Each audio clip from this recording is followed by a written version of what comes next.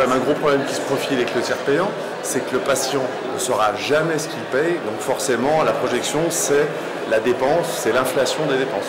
Donc mes revendications, ça serait que le professionnel reste maître de ses dépenses et son choix pour faire payer les personnes qui lui semblent dans le besoin.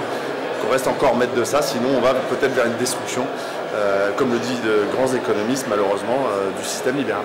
Personnellement, le tiers payant est une activité que je pratique depuis une dizaine d'années et je considère que c'est une avancée sociale. Beaucoup de mes patients n'ont pas forcément les moyens d'avancer les frais liés à leurs soins et pour eux c'est vraiment un avantage de pouvoir bénéficier de ce tiers payant et je pense en tant qu'assuré social moi-même que c'est vraiment quelque chose de très positif pour la population française. La profession est d'une façon générale opposée au tiers payant, obligatoire en tout cas, parce que cette obligation dédouane le professionnel de santé de la responsabilité des actes, comme et surtout le patient. Et on peut s'imaginer en effet que l'acte réalisé va devenir, comment dirais-je, banal et les gens ne puissent pas connaître le prix de cet acte. Et c'est franchement pas une bonne chose avec le trouble de la sécurité sociale.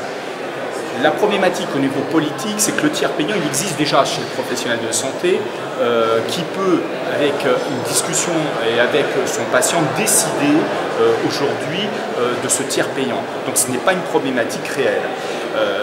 Et ce que nous pouvons aujourd'hui dire, c'est une disposition plutôt strictement politique. Pour quelle raison ? Tout simplement le fait de supprimer la liberté d'installation des professionnels de santé, de les mettre sous tiers payant, on met les professionnels libéraux entièrement sous tutelle. Par contre, ce qui est à remettre en cause, c'est cette notion d'obligation qui serait voulue par la loi.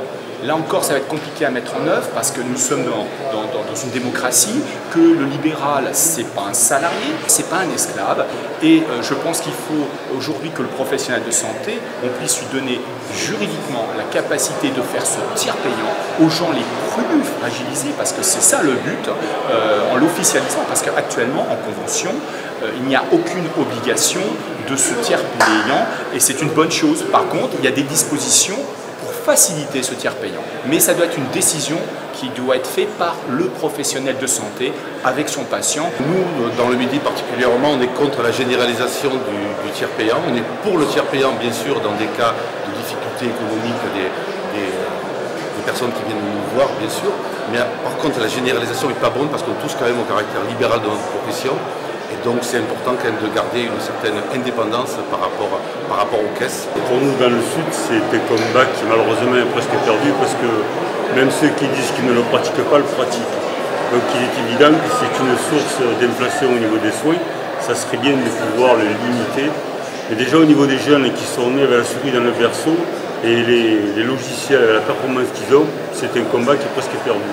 Nous, dans le Sud, la seule façon qu'on ait de le contrer, c'est de créer un paiement différé avec un accord bancaire. Et comme ça, on arrive à ce que les gens pratiquent moins ce tiers payant. Je suis contre l'obligation de faire le tiers payant sur tous les patients que je reçois.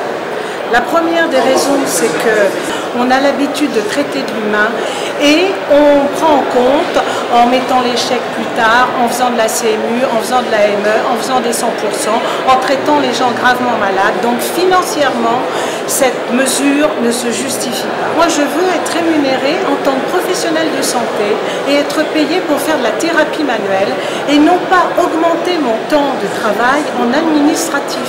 J'ai besoin d'être bousculée dans ma pratique pour devenir meilleure et pour offrir le meilleur à mes patients parce que les gens qui payent sont beaucoup plus exigeants.